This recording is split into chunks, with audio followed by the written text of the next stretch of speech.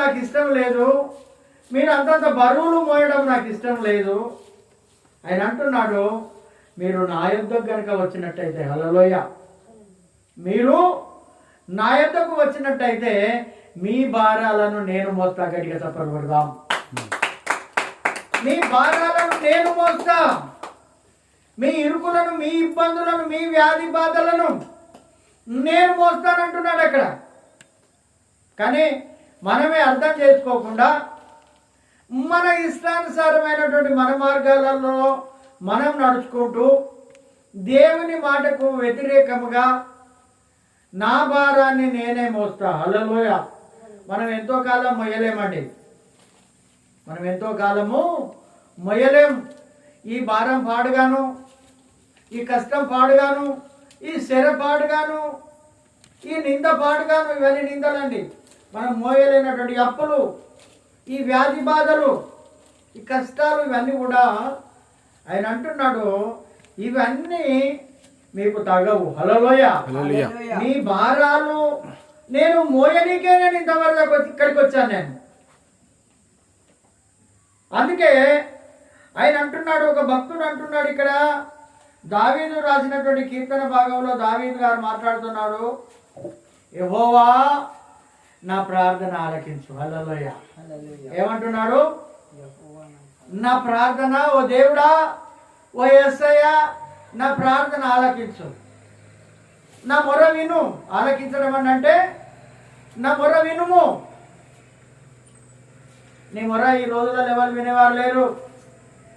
చాలా బిజీ ఉన్నారు, బిజీ షెడ్యూళ్లలో ఉన్నారు.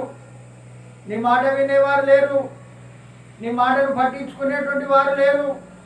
ఏదో వినట చెప్పు, చూస్తా, చేస్తా, పోతా, వస్తా అని మాట్లాడతారే తప్ప దానికి ఆయన సరి అయినటువంటి జవాబు ఇచ్చేవాళ్ళు ఎవరు లేరు.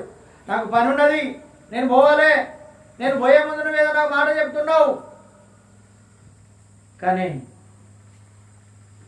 ఈ దావీదుకు కలిగినటువంటి దేవుడు ఎంత సర్వశక్తిమంతుడు అని అంటే మన దేవుడు. హల్లెలూయా. ఆయన ఇక్కడ అంటున్నాడు, యెహోవా నా ప్రార్థన ఆలకించు.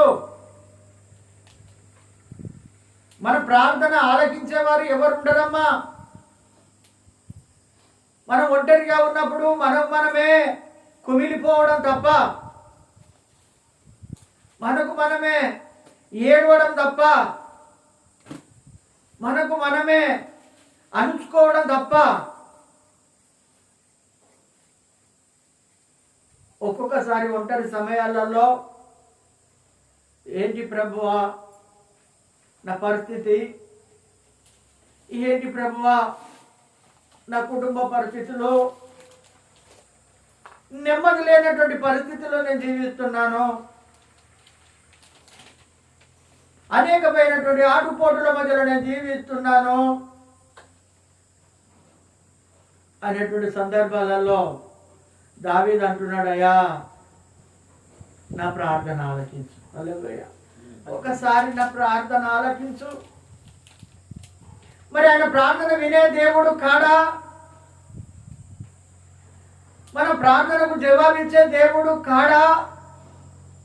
అంటే ఎక్కడ ఇద్దరు ముగ్గురు కూడి నా నామమున ప్రార్థన చేస్తారో, ఏమన్నాడు? నేను వారి మధ్యలో ఉంటాను. గట్టిగా చప్పట్లు కొడదాం. హల్లెలూయా. ఎక్కడ ఇద్దరు ముగ్గురు నా నామమున ప్రార్థన చేస్తారో నేను వారి మధ్యలో ఉంటాను. అవునండి, ఇప్పుడు మన మధ్యలో ఉన్నాడు, మన వేల మంది అవసరం లేదు. ఈ ప్రాంతం అంతా రోడ్డు వరకు కూడా ప్రజలు ఉన్నారు, విశ్వాసులు ఉన్నారు, దేవుని బిడ్డలు ఉన్నారు, ప్రాంతవాసులు ఉన్నారు, గ్రామవాసులు ఉన్నారు, మన చుట్టాలు బంధువులు ఉన్నారు, మన స్నేహితులు ఉన్నారు అని మనం నమ్మాలి. హల్లెలూయా. ఏదో ఒక రోజు మనం చూసేది ఉంది. ఎన్ని ఆటంకాలు కలిగినా, ఎన్ని అవరోధాలు కలిగినా, ఎన్ని ఇబ్బందులు కలిగినా, ఎన్ని సమస్యలు వచ్చినా ఆయన అంటున్నాడు, నీవు ఊహించు వాటికంటే అధికముగా చేయగల కార్యసాధకము నాలో ఉన్నది. గట్టిగా చప్పట్లు కొడదాం. నాలో ఉన్నది. అందుకే దావీదు అంటున్నాడు, ఆయన ప్రార్థన వినేవాడు కాబట్టి ఆ ప్రార్థనకు జవాబు దయచేసేటువంటి వాడు కాబట్టి ఇక్కడ అంటున్నాడు, నా ప్రార్థన ఆలకించు. ఓ దేవా, నా ప్రార్థన ఆలకించు, నా ప్రార్థనకు చెవి యొక్కుము అని దావీదు భక్తుడు అడుగుతున్నాడు. ఇక్కడ నా విన్నపములకు చెవి యొక్కుము. ఆయనే అంటున్నాడు, విననేరక ఉండునట్లు నా చెవులు మందం కాలేదు,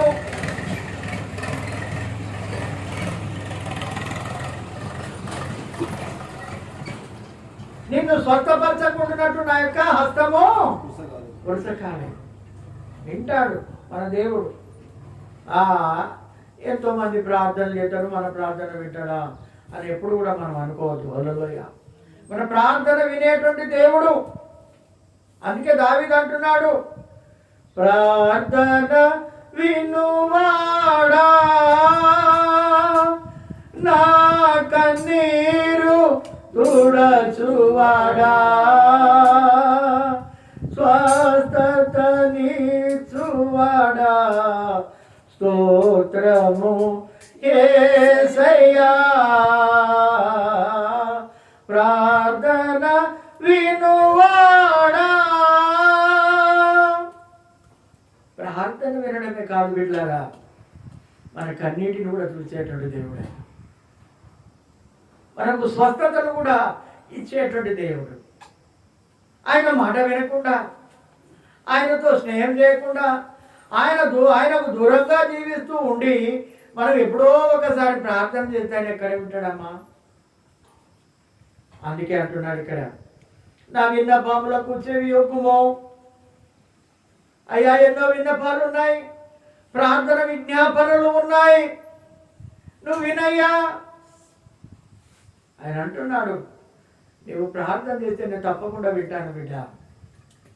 ఇంకో మాట ఏమంటున్నాడు, నీ విశ్వాస్యతను బట్టి, నీ నీతిని బట్టి నాకు ఉత్తరమేమో. హల్లెలూయా. నాకెంత విశ్వాసం ఉన్నదో, నాలో ఎంత నీతి ఉన్నదో దానిని బట్టి, అయ్యా నీ నీతిని బట్టి నాకు ఉత్తరమేమో. జవాబు దేవుడా, నాకు అన్యాయము కలిగినటువంటి తీర్పు నాకు ఇవ్వకు, అన్యాయము కలిగినటువంటి అవసరత నాకు తీర్చకు, నాకు అవసరం ఉన్నదే తీర్చు అని ఇక్కడ మాట్లాడుతున్నాడు. నీ సేవకునితో వ్యాజ్యమాడకుము, సజీవులలో ఒకడును నీ సన్నిధిని నీతిమంతుడుగా ఎంచబడడు. హల్లెలూయా. అందుకే అంటున్నాడు, మేమందరం పాపులము, మేమందరం దౌర్భాగ్యులము. అందుకే పౌలు భక్తుడు అంటున్నాడు, పాపులలో నేను ప్రధాన పాపిని. అందుకే ఇక్కడ మాట్లాడుతున్నాడు, సజీవులలో అంటే బ్రతికున్నటువంటి వాళ్ళలో ఒకడును నీ సన్నిధిని నీతిమంతుడుగా ఎంచబడడు. ఆయన సన్నిధిలో నీతిమంతుడుగా ఎంచబడాలి. అందుకే ఇక్కడ అంటున్నాడు, రోమీలకు రాసిన పత్రిక 3వ అధ్యాయంలో ఒక మాట మనం తీసుకుందాం. 9వ వచనం. రోమీలకు రాసినటువంటి పత్రిక 3వ అధ్యాయం 9వ వచనంలో మాట్లాడుతున్నాడు ఒక మాట. 10వ వచనం. ఇందును గురించి వ్రాయబడినది ఏమనగా, నీతిమంతుడు లేడు, ఒక్కడును లేడు, గ్రహించువాడెవడును లేడు, దేవుని వెతుకువారు కూడా లేరంటున్నాడు ఇక్కడ. ఆయన అన్నట్టుగా అంటున్నాడు ఇక్కడ, నీతిమంతుడు ఈ భూమి మీద ఒక్కడు కూడా లేడు. భూమి మీద నీతిమంతుడు ఒక్కడును లేడు, దేవుని మాటను గ్రహించేటువంటి వాడు లేడు, దేవుని వెతికేటువంటి వాడు కూడా లేడు. ఏందు అంటే వస్తున్నాం పోతున్నాం, కానీ దేవుని ఆజ్ఞ ప్రకారంగా కానీ, దేవుని మాట ప్రకారంగానే కానీ, దేవుడు నడవన్నటువంటి మార్గంలో నడవడమే కానీ మానవుడు ఈ రోజు వరకు కూడా నడవడం లేదు. అందుకే దేవుడే అంటున్నాడు ఇక్కడ, నీతిమంతుడు లేడు, ఒక్కడు కూడా లేడు. ఒక యేసుక్రీస్తు ఒక్కడు మాత్రమే నీతిమంతుడు. అందుకే అంటున్నాడు, వ్యభిచారమందు పట్టబడినటువంటి స్త్రీ ఆ యొక్క స్త్రీని అక్కడ ఉన్నటువంటి వాళ్ళందరూ అతని దగ్గర తీసుకొని వచ్చి అంటున్నారు, అయ్యా మా మోషే అయితే ఈ రకంగా వ్యభిచారం చేస్తూ పట్టుబడ్డటువంటి వారిని రాళ్లతో కొట్టి చంపమని మా మోసే ధర్మశాస్త్రంలో వ్రాయించి పెట్టాడు, మా మోసే ఆల్రెడీ మాకు చెప్పేశాడు, మరి నీవేమంటావు అని అన్నప్పుడు వాళ్ళందరూ కూడా ఒక సర్కిల్ వేశారు. హల్లెలూయా. గుండ్రంగా యేసుప్రభు చుట్టూ చేరారు వాళ్ళందరూ. ఆ స్త్రీ యేసుప్రభు మధ్యలో ఉన్నారు. వాళ్ళు యేసుప్రభు ఒకటే మాట మాట్లాడాడు, మీరు రాళ్లతో కొట్టాలని అనుకుంటున్నారు కదా, ఓకే నేను కూడా చెప్తాను ఒక మాట, దాని ప్రకారం మీరు చేయండి. మీలో పాపము లేనివాడు మొదటిగా ఆ రాయిని ఆమె మీద వేయండి, తర్వాత మిగతా వారు కూడా వేయమని అన్నప్పుడు అందరూ అక్కడ చిన్నలు మొదలుకొని పెద్దల వరకు అందరూ పాపాత్ములే కనుక అందరూ కూడా వాళ్ళ యొక్క రాళ్ళని కింద పడేసి అందరూ వెళ్ళిపోవడం జరిగింది. అక్కడ యేసుప్రభు అంటున్నాడు, అమ్మా ఎవరు కూడా నిన్ను శిక్షించలేదా అంటే ఆయన అంటున్నాడు, ఎవరు కూడా నన్ను శిక్షించలేదయ్యా అన్నప్పుడు నేను కూడా నిన్ను శిక్షించను. హల్లెలూయా. ఎందుకంటే నేను కూడా శిక్షించను అని అంటే నేను నీతిమంతుడను. ఒకటిగా చప్పట్లు కొడదాం. నేను నీతిమంతుడను, నేను పరిశుద్ధుడను, నాకు కొట్టే అధికారం ఉన్నది కానీ నేను కొట్టను. కానీ ఇక నుండి ఆ పాపము చేయకుము, ఇక నుండి ఆ పాపము చేయకుము అంటే అప్పటి నుండి ఆ యొక్క స్త్రీ దేవుని యొక్క మాటకు కట్టుబడి ఉన్నది. హల్లెలూయా. హల్లెలూయా. ఎందుకంటే ఆమె యొక్క పాపాలన్నీ క్షమించబడ్డాయి. మన పాపాలు కూడా క్షమించబడాలి అని అంటే యేసు రక్తమందు కూడా మనం కడగబడాలి. ఇంకొక మాట, మనం నీతిమంతులుగా తీర్చబడాలి అని అంటే ఇదే 3వ అధ్యాయంలో ఒక మాట మనం చూసుకుందాం. 21వ వచనం 24వ వచనం మనం ధ్యానించుకుందాం. దీంట్లో ఇదే అధ్యాయంలో,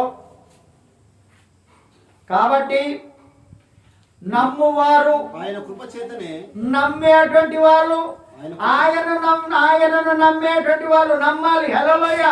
నిన్ను ఊర్లో ఎవరైనా నమ్ముతున్నారా? బజార్లో ఎవరైనా నమ్ముతున్నారా? నీ కుటుంబంలో నిన్ను ఎవరైనా నమ్ముతున్నారా? నో. నీ భర్త నీకు పెట్టిన తాళం వేసుకొని తాళము జేబులో పెట్టుకొని వెళ్ళిపోతున్నాడు. నిన్ను ఏది నమ్మలేడు. నేను మంచిని కాదా అన్న తప్పుడు చేయడు, నేను మాకుని కాదా అన్న తప్పుడు చేయడు, నువ్వు ఏం చేయాలన్నా తప్పుడు గడపని కావాలన్నా మళ్ళీ ఆయన వచ్చేంత వరదా కాగాలి, ఆయనే తీసేయాలి, మళ్ళీ నీకు ఇస్తే నువ్వే పోయి వాళ్ళకి ఇవ్వాలి. నీ చేతులతో తీసుకునే అధికారం కూడా నీకు లేదు. అందుకే ఇక్కడ అంటున్నాడు, నమ్మేటువంటి వారు. కాబట్టి నమ్మువారు, ఆయనను నమ్మేటువంటి వారు. అందుకే అంటున్నాడు, నీవు నన్ను నమ్ముతున్నావా? హల్లెలూయా. నీవు నన్ను నమ్ముతున్నావా అంటున్నాడు గుడ్డివానితో, భర్తీమైనటువంటి గుడ్డివానితో నీవు నమ్ముతున్నావా?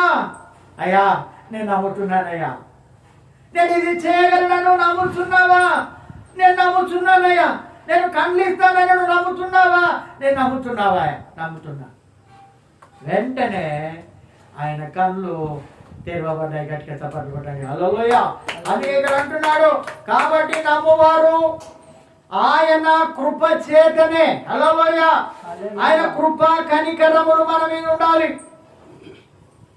ఆయన యొక్క కృప మనలో ఉండాలి. కృప చేతనే క్రీస్తు యేసునందలి విమోచన ద్వారా ఉచితముగా నీతిమంతులని మనం తీర్చబడుతున్నాం. గట్టిగా చప్పట్లు కొడదాం. హల్లెలూయా.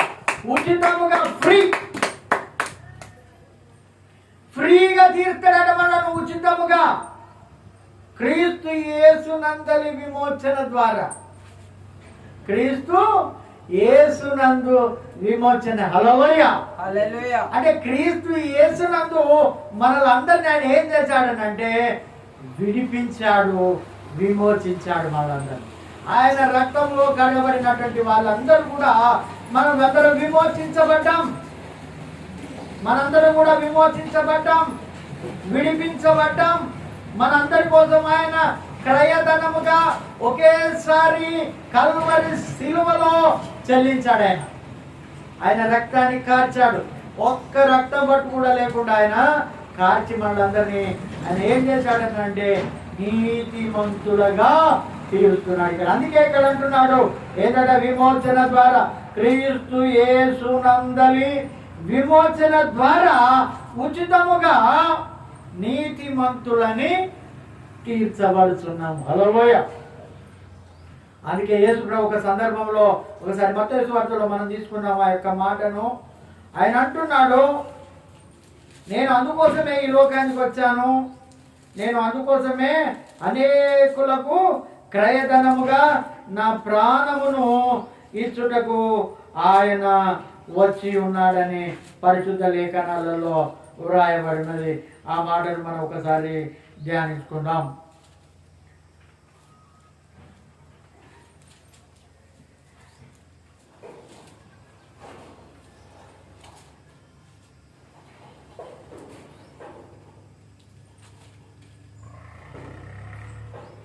మత్తయి సువార్త 20వ అధ్యాయం.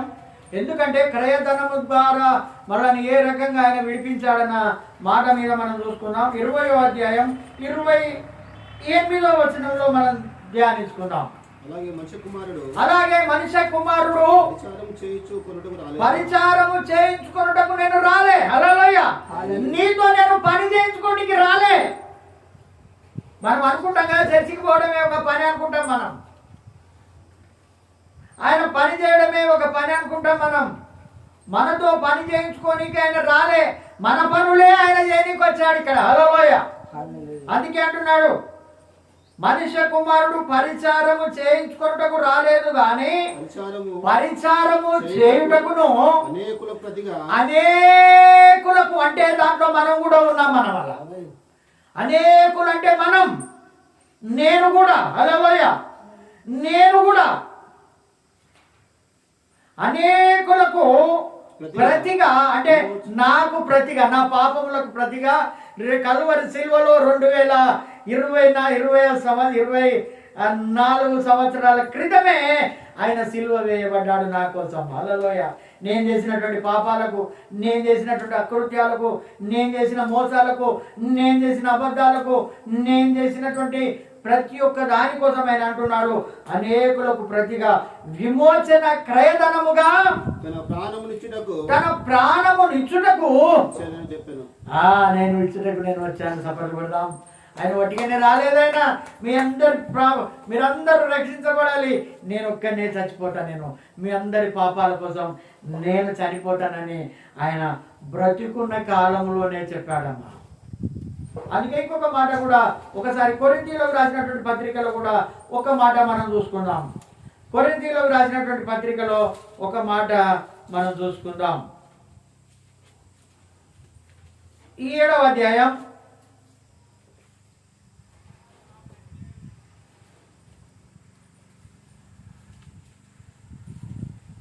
23-24 వచనం. మీరు విలువ పెట్టి కొనబడిన వారు గనుక మనుషులకు మీరు దాసులు కాకండి. నేను మిమ్మలను విలువ పెట్టి నేను కొన్నాను. హల్లెలూయా. నేను మిమ్మలను విలువ పెట్టి నేను కొన్నాను. అందుకే అంటున్నాడు మీరు నా సొత్తు అంటున్నాడు. హల్లెలూయా. మీరు నా సొత్తు, నేను మీరు విలువ పెట్టి కొన్నాను. విలువ అంటే ఏదో ఆస్తులు ఇవ్వడం, ఏదో అంతస్తులు ఇవ్వడం, ఏదో ఉన్నది ఇవ్వడం కాదమ్మా. తనలో ఉన్నటువంటి రక్తాన్ని అంత. రక్తం ఎవరైనా ఇస్తారమ్మా? నీ రక్తం ఏమి అడ్డిస్తావు ఎవరికన్నా? అవ్వ నాకే రక్తం తక్కువ ఉన్నది, నాకే కావాలంట మనం. ఎవరు కూడా ఇయ్యరమ్మా. అందుకే ఇక్కడ అంటున్నాడు, ఇక్కడ మీరు విలువ పెట్టి కొనబడ్డవారు కనుక మనుషులకు దాసులు కాకండి మీరు. హల్లెలూయా.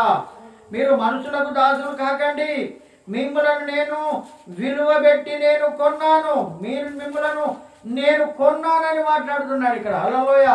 మనందరూ కొన్నాడు కాబట్టి ఆయన అంటున్నాడు, మీరు మనుషులకు దాసులు కాకండి. మనుషుల దగ్గర అయ్యా అప్ప అని అనకండి, అయ్యా అప్ప అని అనకండి. ఎందుకంటే మనందరి పాపాల కోసం, మనందరి శాపాల కోసం ప్రభు అయిన యేసుక్రీస్తు వారు అలనాడు 2024 సంవత్సరాల క్రితమే ఆయన ఈ లోకానికి వచ్చాడు. ఇంకొక మాట మనం చూసుకుందాం. యెషయా గ్రంథం 53వ అధ్యాయంలో ఒక మాట మనం చూసుకుందాం.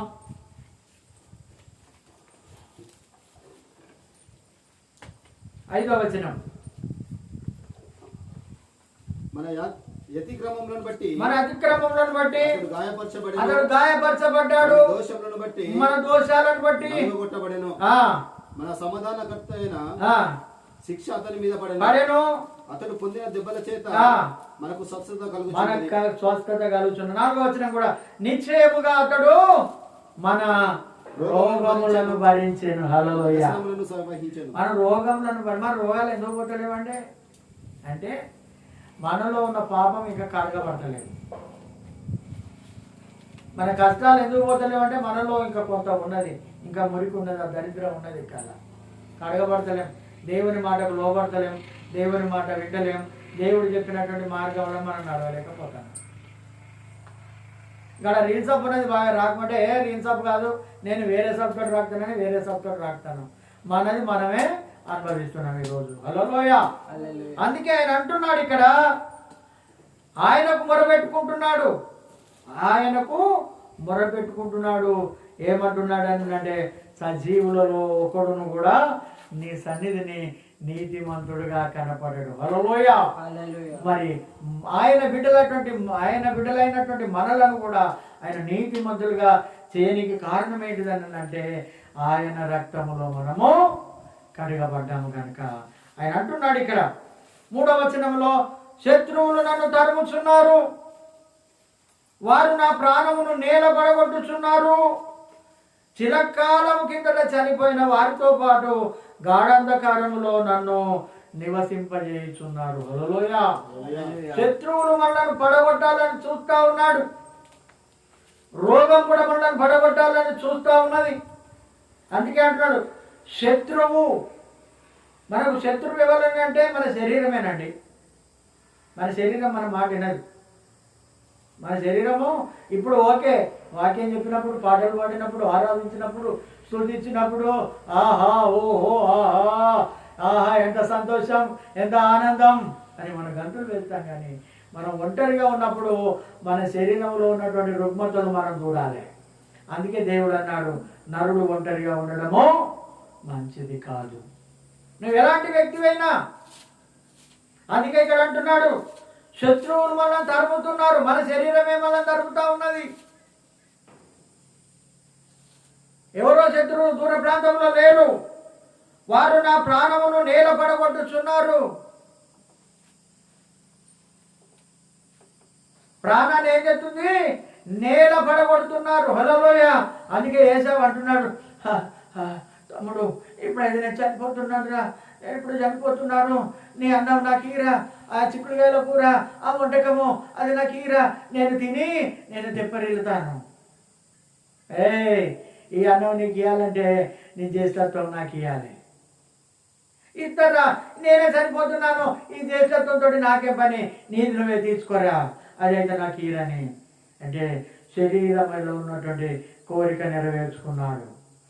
అందుకే అంటున్నాడు, ఒక్క పూట భోజనం కోసం భ్రష్టుడైనటువంటి వ్యభిచారి అయినటువంటి వాడు మీ మధ్యలో ఉన్నారేమో చూసుకున్నాడు అని అంటున్నాడు ఇక్కడ. మనలో ఉన్నాడు. ఆకలి తట్టుకోలేకపోతున్నాం, కోరికలను జయించలేకపోతున్నాం, ఆశలను జయించలేకపోతున్నాం, అనేకమైనటువంటి వాటిని మనం జయించలేకపోతున్నాం. దావీదు శత్రువులను జయించలేకపోతున్నాడు. వారు తన ప్రాణమును నేలబడగొట్టాలని చూస్తున్నారు. వీడు ఎక్కడ ఒంటరిగా దొరికితే బాగుండని చూస్తున్నారు అని అంటున్నాడు. చిరకాలం కిందట చనిపోయినటువంటి వారితో పాటు గాఢాంధకారంలో నన్ను నివసింపజేయుచున్నారు. హల్లెలూయా. గాఢంధకారంలో అనేకమైనటువంటి పాపాలతో చనిపోయినటువంటి వారిని వారి మధ్యలో నన్ను వేయాలని వాళ్ళు చూస్తున్నారు అని అంటున్నాడు ఇక్కడ. గాఢంధకారంలో ఎవరు? అలనాడు ఉన్నటువంటి ఆ యొక్క సర్పం ఇంకా ఆ యొక్క అగాధంలోనే ఉన్నది, దానితో ఫ్రెండ్షిప్ చేయాలని నన్ను వేయాలని చూస్తున్నారు అని అంటున్నారు ఇక్కడ. ఇంకొక మాటలో మనం చెప్తున్నట్టు 5వ వచనంలో పూర్వదినములు జ్ఞాపకం చేసుకొనిచున్నాను, నీ క్రియలన్నీ నేను ధ్యానించుచున్నాను. హల్లెలూయా. పూర్వ దినములు జ్ఞాపకం చేసుకొనిచున్నాను, నీ క్రియలన్నీ నేను ధ్యానించుచున్నాను. ఏమంటున్నాడు? పూర్వ దినాలట. హల్లెలూయా. మనం కూడా అంటాను, వెనకట్నే మంచుకుండే, మా చిన్నతనం వల్లే మంచుకుండే, ఇంకా చిన్న గుడ్డినే బాగుండు, అప్పట్లాగా అమ్మతోడు గోరుముద్దలు తిందో, ఏ పని చేసినా అమ్మ సప్పుడు చేయకపోయేది, ఏ పని చేయకుండా ఎవరు మనల్ని అడగకపోయేది. అంతేనామా? ఇక్కడ అంటున్నాడు పూర్వదినములు జ్ఞాపకం చేసుకొనిచున్నాను. పూర్వదినాలు జ్ఞాపకం. నిన్న దినం నేను ములుగులో, హల్లెలూయా, ములుగు జిల్లాలో శుభాలు చెప్పని ఒక 2 నిమిషాల టైం ఇచ్చింది అక్కడ నాకు. హల్లెలూయా. 2 నిమిషాల టైం ఇస్తే ఆ మీటింగ్లో ఒకటే మాట నేను చెప్పిన. వాళ్ళ యొక్క చర్చి యానివర్సరీ డేస్ గురించి, దాని గురించి ఒక మాట చెప్పాను. వాళ్ళ మ్యారేజ్ యానివర్సరీ డే గురించి ఒక మాట చెప్పి నేను అన్నాను, నేను ఈ ములుగు జిల్లాలో, అప్పుడు తాలూకా ఇదే ములుగు జిల్లాలో 1984 సంవత్సరంలో నేను ఇక్కడ కాలేజ్ చేశాను. ఈ ములుక్కు నేను మళ్ళీ వస్తానో రానో అనుకున్నా, నా దేవుడు నన్ను నడిపించాడనగానే అందరి గొల్లున చప్పట్లు కొట్టాడు. హల్లెలూయా. నాకు అనతే కాదమ్మా, నేను వస్తానో రానో అనుకున్నాను. ఒకప్పుడు చెడు జీవితం జీవించాను, నేను నిలబడే అర్హత లేదనుకున్నాను, నేను రాననుకున్నాను. పూర్వదినాలు జ్ఞాపకం చేసుకున్నాడు అంటున్నాడు.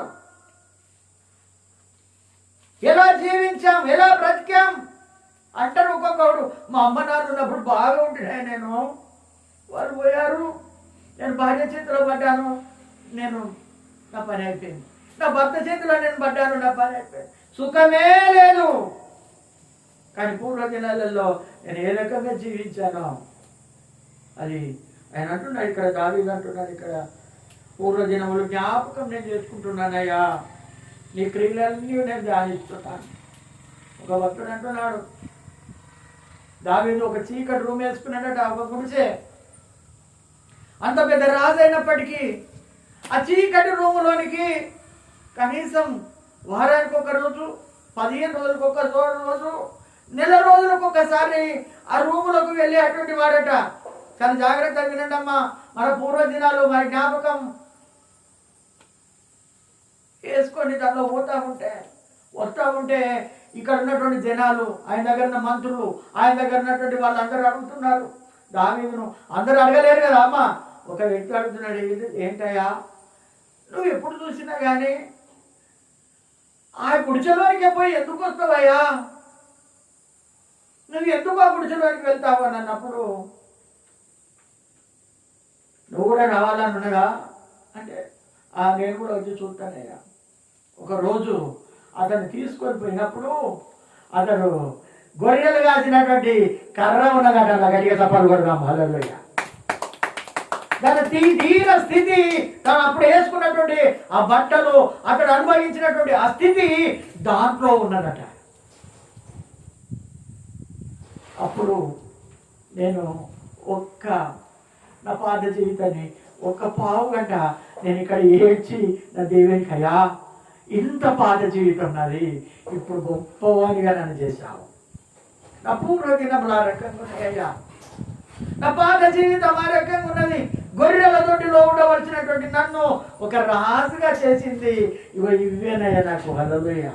పూర్వదినాలు జ్ఞాపకం చేసుకుంటున్నాడు. అవును, జ్ఞాపకం రావాలండి.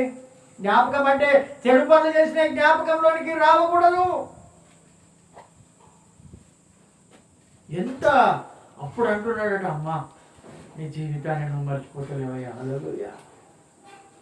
ఏదో గొప్పవారు కాగానే, డబ్బు రాగానే ఒక లెవెల్ మారిపోయినట్టుగా ఫీల్ అవుతున్నారట. హల్లెలూయా. జనాలు మారిపోతున్నారు. మాట్లాడేవాడు మాట్లాడతలేడు, పలకరించేవాడు పలకరించలేడు, ఆదుకునేవాడు ఆదుకోవడం లేదు.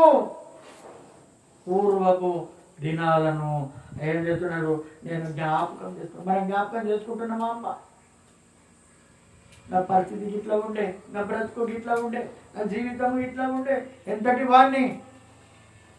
నేనైతే నెలకొక్క రోజు ఎడతానమ్మా నేను. హల్లెలూయా. నా జీవితం ఎట్టుండే, జీవితం ఎట్లా చేసినవయ్యా?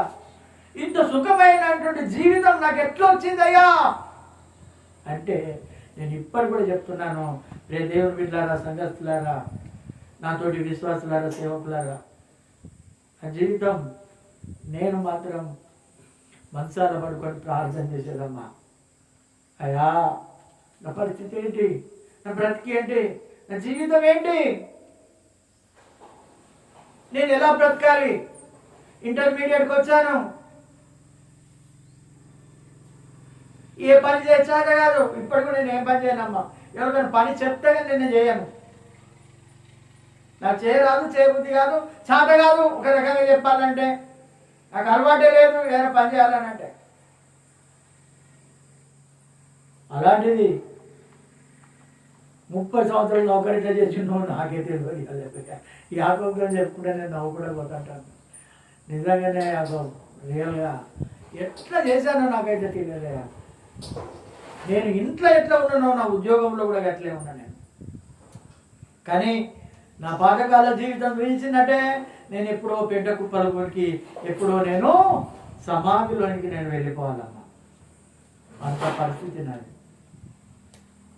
అంత ఘోరమైనటువంటి జీవితం నాది. సరి అయినటువంటి తిండి లేదు,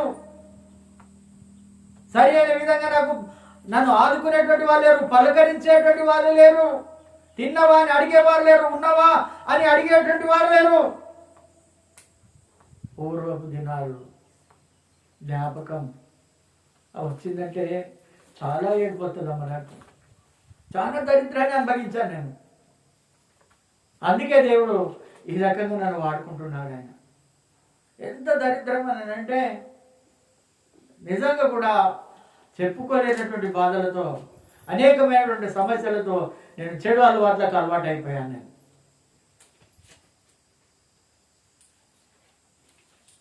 ఎనిమిదో తరగతిలో సిగరెట్కి అలవాటు పడిపోయాను.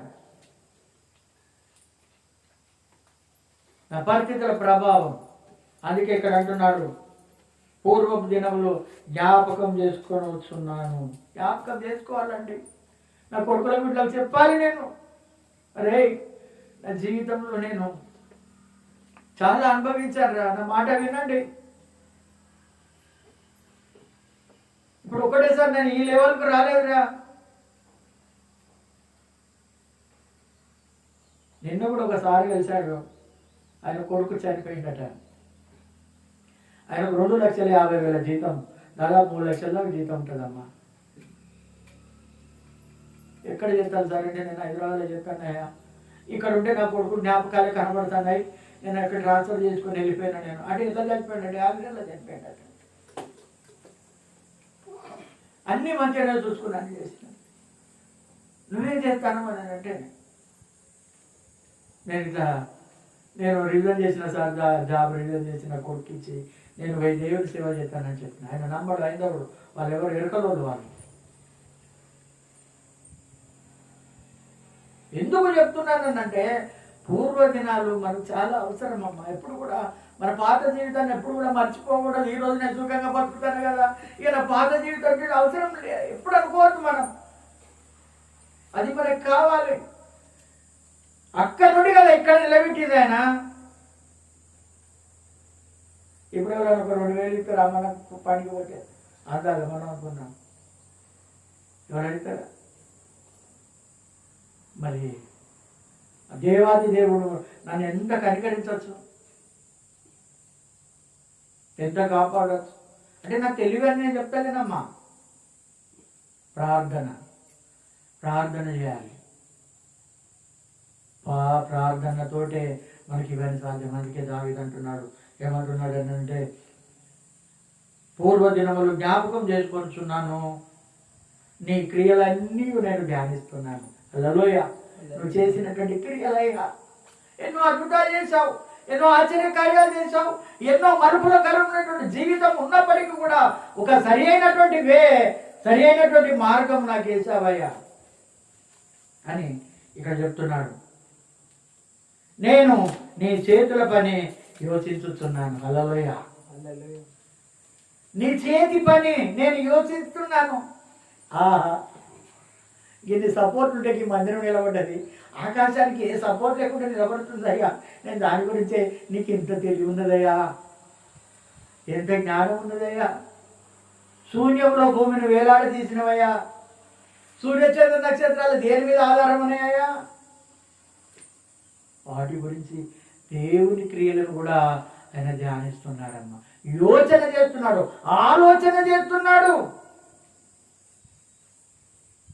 ఎప్పుడు నా బిడ్డ పెళ్ళి ఎప్పుడవుతుందో, నా కొడుకు పెళ్ళి ఎప్పుడవుతుందో, ఎప్పుడు ఇల్లు కడతామో, ఎప్పుడు ఉద్యోగాలు వస్తాయో, ఎప్పుడు ఇవే ఆలోచన మనకు. ఎప్పుడు ఉడుచుకోవాలి, ఎప్పుడు బోలు కావాలి, ఎప్పుడు ఉడుకోవాలి, ఎప్పుడు తినాలి, ఎప్పుడు పనికి పోవాలి. అందుకే అంటున్నాడు మనము దేవుని పనులను కూడా, హల్లెలూయా, దేవుని పనులను కూడా జ్ఞాపకం చేసుకోవాలట. ఫిలిప్పీలకు రాసిన పత్రికలో ఒక మాట మాట్లాడుతున్నాడు, చూసుకుందాం. ఫిలిప్పీలకు రాసినటువంటి పత్రికలో పౌలు మాట్లాడుతున్నాడు. ఆ మాటను మనం ఒకసారి జ్ఞాపకం చేసుకుందాం.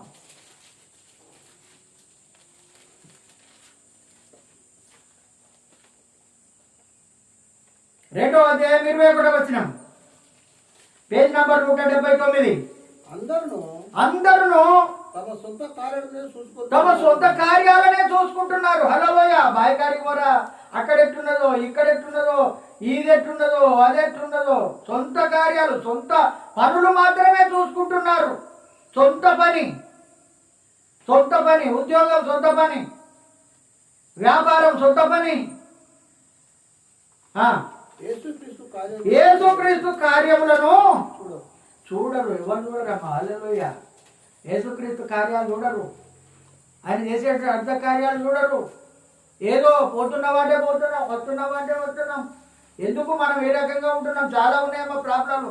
మన కుటుంబం ఎదగలేకపోవడానికి, మనం సరిగా మారలేకపోవడానికి, మన జీవితాలలో కుటుంబాలు అద్భుతాలు ఆశ్చర్య కార్యాలు జరగకపోవడానికి కారణాలు చాలా ఉన్నాయమ్మా. హల్లెలూయా. అవన్నీ నేర్చుకోవాల్సినటువంటి అవసరత మనకు ఉన్నది. మనం అందుకే ఎక్కడున్న దాంట్లో మనం అక్కడే మనం ఉంటున్నాం. ఎక్కడ వేసిన గొంగలి అక్కడే ఉంటున్నది. అందుకే ఇక్కడ అంటున్నాడు, నేను నీ చేతుల పని యోచించుచున్నాను. ఎట్లా చేయొచ్చు, ఎట్లా నిలబడచ్చు. మనం తెలివితోటి అనుకుంటాం, గిదీనికి సపోర్ట్లు పెట్టినాం, మనం గిదీనికి గాలెత్తే పైకి లేచిపోకుంటాం. ఇది మానవుని యొక్క మైండ్. మరి ఆయనకేమున్నదండి? ఎప్పుడైనా ఆలోచించిలా? బండి ఎట్లా పోతుంది? ఎవరైనా ఆలోచించినమా? మనం ఎట్లా బ్రతుకుతున్నాం? ఎప్పుడైనా ఆలోచించినమా? ఇప్పటికైనా గుర్తుపెట్టుకోండి, ఆయన కృప లేనిది మనం జీవించలేం. గట్టిగా తప్పట్లు కొట్టండి. ఆయన కృప లేనిది మరి ఎవ్వరు కూడా జీవించలేరు ఇక్కడ, ఎక్కడైనా. అందుకే ఇక్కడ అంటున్నాడు 6వ వచనంలో, నీ తట్టు నా చేతులు చాపుచున్నాను, ఎండిపోయిన భూమి వలె నా ప్రాణము నీ కొరకు ఆశపడుతున్నది. హల్లెలూయా. ఎవరి తట్టు చేతులు చాపుతున్నాడు? ఆయన తట్టు చేతులు చాపాలి. హల్లెలూయా. కొంతమంది హల్లెలూయా అన్నప్పుడు చేతులు చాపరు. ఆయన వైపు చేతులు చాపాలి. అయ్యా నిన్నే నమ్మినాను యేసయ్యా. ఇప్పుడు పోలీసుడు వచ్చి హ్యాండ్స్ అప్ అన్నప్పుడు ఏం చేస్తారమ్మా? చేతులు పైకి లేబట్టి కట్టు పట్టుకొని ఉడతారా? చేతులు లేబట్టాలి. నేను నీ సరెండర్ అవుతాను, నువ్వేమన్నా చేసుకో. దేవుడు కూడా అంతే, దేవుని దగ్గర కూడా అంతే. చేతులు ఎత్తడం నేర్చుకోవాలి, ఎత్తాలి. ఎందుకంటే ఆయన పైన ఉన్నటువంటి వాడు. ప్రభువా నా మొర్ర వినయ్యా, నా ఆర్తధ్వని వినయ్యా. ఎప్పుడు కూడా చేతులు ఎత్తడం నేర్చుకోవాలి క్రైస్తవుడు. చేతులు ఎత్తడము. దావీదు అంటున్నాడు, నీ తట్టు నా చేతులు చాపుచున్నాను. హల్లెలూయా. ఎవరి దగ్గరికైనా పోయి ఏమంటామమ్మా? మనం ఏమంటాం? వచ్చిందా నీ దగ్గరికి? చేయి చాపినా? ఇచ్చినవా అంటారా లేదా? చేయి చాపి అడిగిందా నేను? ఇచ్చినవా? ఈ చేయి చాపడం కాదు, ఇట్లా చాపాలి. హల్లెలూయా. పైకి చాపాలి మనం చేతులు. అయ్యా నా చేతులు ఏం లేదు, శూన్యమయ్యా, నీ తట్టు నేను నా చేతులు చాపుచున్నాను.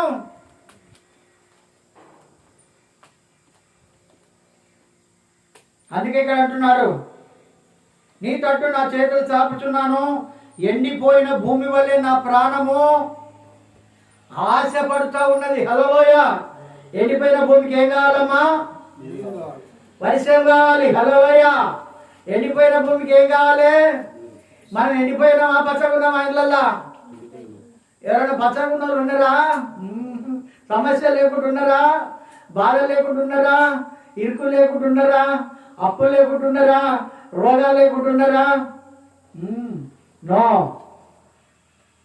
ఆయన అంటున్నాడు ఇక్కడ, ఎండిపోయిన భూమి లాగున్నది మన పరిస్థితి.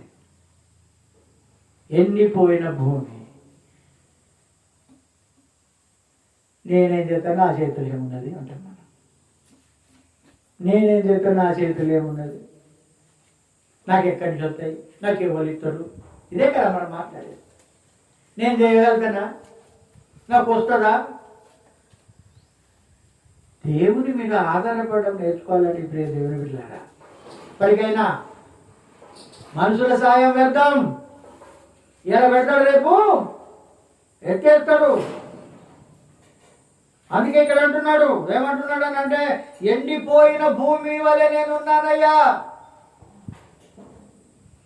వర్షగరగరావా నా యేసయ్యా, ఎండిపోయిన భూమి నేనయ్యా. వర్షగరగరావా నా యేసయ్యా,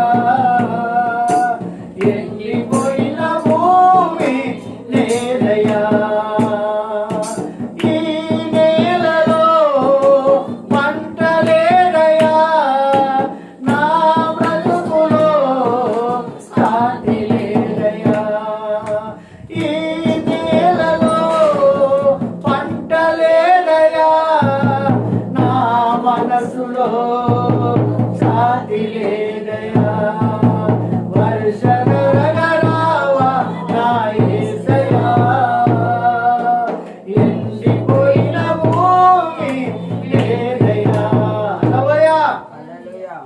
రోని రాగానే రైతులు ఎడవగలుగుతారమ్మా? ఆకాశం వైపు చూస్తాడు. రోని వెళ్ళాలకు వస్తాను, రోడ్డు చూసి ఎక్కడ మబ్బు కనపడతలేదు, ఎక్కడ మాయ కనపడతలేదు.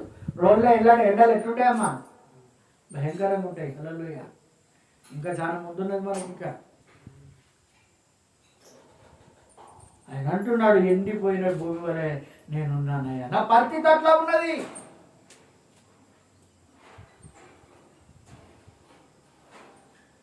నా ప్రాణము నీ కొరకు ఆశపడుతూ ఉన్నది. హల్లెలూయా. ఆశతోటి ఉండాలట మన దేవుని దగ్గర.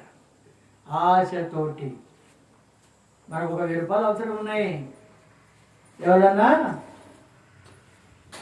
యాకోబు ఇస్తాడో అని యాకోబునైతే అడిగి చూస్తా, సరే ఇస్తా అని అంటాడు అనుకో, ఆయన దగ్గరికి నేను ఏ విధంగా పోతే ఆశతోటే కదా పోయేది. దేవుని దగ్గర కూడా అలాంటి ఆశతో ఆశపడుతున్నదట. హల్లెలూయా. ఏం ఆశపడుతున్నది? నా ప్రాణం. మన ప్రాణం ఎలా ఆదివారమే, ఏం లేదట. అదేనా ఇక పండుగ దినమే, ఏం లేదు. ప్రాణం, మన ప్రాణం. హల్లెలూయా. అందుకే ఒక భక్తుడు అంటున్నాడు, నా ప్రాణమా నాలో నీవు ఎందుకు కృంగి ఉన్నావు. హల్లెలూయా. ధనవంతుడు అంటున్నాడు, నా ప్రాణానికి ప్రాణమా తినుము త్రాగుము ఎంజాయ్ చేయమంటున్నాడు. దావీదు అంటున్నాడు, నా ప్రాణం ఆశపడుతున్నదయ్యా. వర్షం కోసం ఆశపడ్డ రీతిగా నా ప్రాణము ఆశపడుతున్నదయ్యా అని అంటున్నాడు ఇక్కడ. 7వ వచనంలో, యెహోవా నా ఆత్మ క్షీణిస్తున్నది, త్వరగా నాకు ఉత్తరం ఇమ్ము. హల్లెలూయా. ఏమి క్షీణిస్తున్నదట? ఆత్మ ఏమైపోతుంది మనది? ఈ ఆత్మ నడిపోతుందో అంటాడు. ఆత్మ క్షీణించిపోతా ఉన్నది, భక్తి క్షీణించిపోతా ఉన్నది. మన భక్తి జీవితం సర్వీస్ పెరుగుతూ ఉన్నది కానీ మన ఆత్మ క్షీణిస్తూ ఉన్నది. ఆత్మకు జబ్బు వచ్చింది. మన ఆత్మకి ఏమొచ్చిందట? రోగం వచ్చింది. అందుకే ప్రార్థన చేయలేకపోతున్నాం. అందుకే దేవుడు అంటే భయం లేకుండా పోతుంది. క్షీణిస్తూ ఉన్నది, క్షీణిస్తూ ఉన్నది, క్షీణిస్తూ ఉన్నది. అందుకే నిన్నటి దినం ఆత్మ విషయమైన దీనులైనటువంటి వారు ధన్యులు, పరలోక రాజ్యం వారిది. హల్లెలూయా. ఆత్మ విషయమై మనం దీనంగా ఉండాలి. ఆత్మే క్షీణించిపోతే మన బ్రతికి ఏ విధంగా ఉండదో చూడండి ఒకసారి. క్షీణించకూడదు ఆత్మ. అందుకే శరీరానుసారులు శరీర విషయాల మీద మనసుస్తారు, ఆత్మానుసారులు ఆత్మ విషయాల మీద మనసుస్తారు. గలతీయులకు రాసిన పత్రికలో పౌలు మాట్లాడుతున్నారు. శరీరానుసారులు శరీర విషయాల మీద మనసుస్తారు, ఆత్మానుసారులు ఆత్మ విషయాల మీద మనసుస్తారు. ఆత్మ శరీరమునకును శరీరం ఆత్మకును విరోధంగా ఉన్నది. నీ శరీరం నీ ఆత్మను చంపేస్తా ఉంది. ఎంతసేపు మోకాళ్ళ మీద ఉంటావు? కూర్చో, పడుకో. ఎంతసేపు ప్రార్థన చేస్తావు? కూర్చో. నిన్ను ప్రార్థన చేయకుండా కూడా చేసేస్తా ఉన్నది అది. హల్లెలూయా. ప్రార్థన చేయకుండా కూడా చేసేస్తా ఉన్నది. అందుకే క్షీణిస్తా ఉన్నది మన ఆత్మలో. అప్పుడున్న ప్రార్థన లేదు, అప్పుడున్న చురుకుదనం లేదు, అప్పుడున్న ఉత్సాహం లేదు. దేవుడు అంటే నీరు కడుతున్నాడా? ఏమిచ్చిండు నీకు దేవుడు? ఏం చేసిండు దేవుడు నీకు? వాళ్ళెవరో అన్నడు కాదు, నీ శరీరమే నిన్ను హెచ్చరిస్తా ఉన్నది. అందుకే ఇక్కడ అంటున్నాడు, నా ఆత్మ క్షీణిస్తున్నది, త్వరగా నాకు ఉత్తరం ఇమ్ము. హల్లెలూయా. నేను క్షీణించిపోతున్నానయ్యా, చీకిపోతున్నానయ్యా, నువ్వు త్వరగా ఉత్తరం ఇస్తే మళ్ళా సెట్ అవుతుంది అయ్యా అది. అందుకే ఇక్కడ అంటున్నాడు, నేను సమాధిలోని దిగువారి వరే కాకుండానట్లు నీ ముఖము నాకు మరుగు చేయకు. హల్లెలూయా. నేను బొందలో పోకుండానట్లు నువ్వు అయ్యా నువ్వు నాకు మరుగ్గాకయ్యా, నువ్వు కనపడితే చాలేసయ్యా అంటున్నాడు ఇక్కడ. నీ ముఖము నాకు మరుగు చేయకు, నీ ముఖము నాకు మరుగు చేయకు. ఆయన అంతే అనుకుంటున్నాడు, నేను సమాధిలోనికి దిగువారి వలె. సమాధిలోకి ఎవరు దిగుతారమ్మా?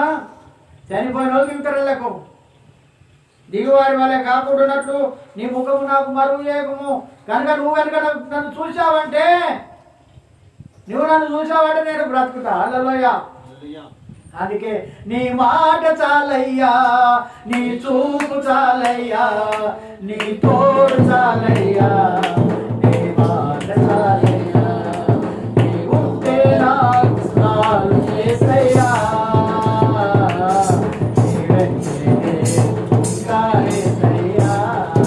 అందుకే నీ చూపు కావాలి, నీ చూపు నా మీద ఉండాలి. నీ చూపు మరల్చుకోకయ్యా. నువ్వు కనుక నీ చూపును నా మీదకి వెళ్ళి మరల్చుకుంటే మనం మాడి మసై బొగ్గ అయిపోతాం. అందుకే నా వినంటున్నాడు ఇక్కడ 8వ వచనంలో, నీ యందు నేను నమ్మిక ఉంచి ఉన్నాను, ఉదయమున నీ కృపావార్తను. హల్లెలూయా. ఏమంటున్నాడు? నీ యందు నేను నమ్మిక ఉంచి ఉన్నాను. హల్లెలూయా. నీ యందు నేను నమ్మిక ఉంచి ఉన్నాను. నిన్న దినం ఆదాం బెన్ని పాట రాసినైనా పాడినైనా ఆయన ముందే మా యాకోబు స్టేజ్ మీద ఎక్కి అదే పాట పాడుతున్నాడు. నిన్నే నమ్మినాను యేసయ్యా, నన్ను విడచిపోకు యేసయ్యా. హల్లెలూయా. ఆయన నమ్ముతాను. ఆయన హల్లెలూయా. పాట రాసినైనా ఆయనే, పాడినైనా ఆయనే. నాకు ఉత్సాహం వస్తుంది. నేను ఈ పాటల ద్వారా నేను బలపడ్డా, నేను స్థిరపడ్డానని తనకు తానే మైమర్చిపోయి ఆయన ముందే పాట పాడతాంటే ఆయన సప్పట్లు కొడతాండి. ఎంత ఆశ్చర్యం.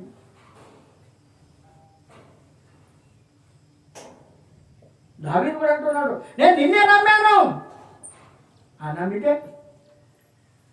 అన్నీ నీకే కదా, అంత నీదేనా అంటే అమ్మలో అనమ్మా అన్నా మీకే సరే అంటే అయిపోయిందా?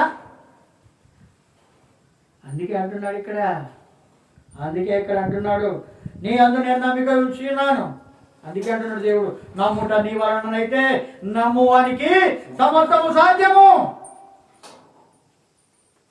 నేనే నమ్మిక ఉంచున్నాను. ఉదయమున నీ కృపా వార్తను నాకు వినిపించయ్యా. హల్లెలూయా. ఉదయాన తెల్లవారగానే నీ మాట నాకు వినిపించు. నీ కృపా వార్త, నీ దయగల మాట, నీ దయగలమైనటువంటి నీ జీవం గల మాట నాకు వినిపించు. అందుకే ఒక భక్తుడు అంటున్నాడు, నీ స్వరము వినిపించు ప్రభువా, నీ దాసుడాలకించు. ఉదయమున లేచి నీ స్వరము వినుట నాకు ఎంతో మధురము. హల్లెలూయా. ఉదయం కాలంలో దేవుడి మాట మనం వినాలి, ఆయన స్వరం మనం వినాలి. లేవగానే పక్కలగలి లేవగానే మోకరించడం నేర్చుకోవాలి. మనం బైబిల్ పట్టుకోవడం నేర్చుకోవాలి. సెల్ ఫోన్లు కాదు పట్టుకునేది, చుట్టా వీడియోలు మందులు కాదు పట్టుకునేది, నీ బిడ్డ నీ కొడుకులను కాదు, నీ భర్తను కాదు, నీ పిల్లలను కాదు నువ్వు పట్టుకునేది. అందుకే ఇక్కడ అంటున్నాడు, ఇక్కడ నీ అందు నేను నమ్మిక ఉంచున్నాడు. ఉదయం నీ కృపావార్తను నాకు వినిపించుము, నీ మాట వినిపించు, నీ స్వరము వినిపించు.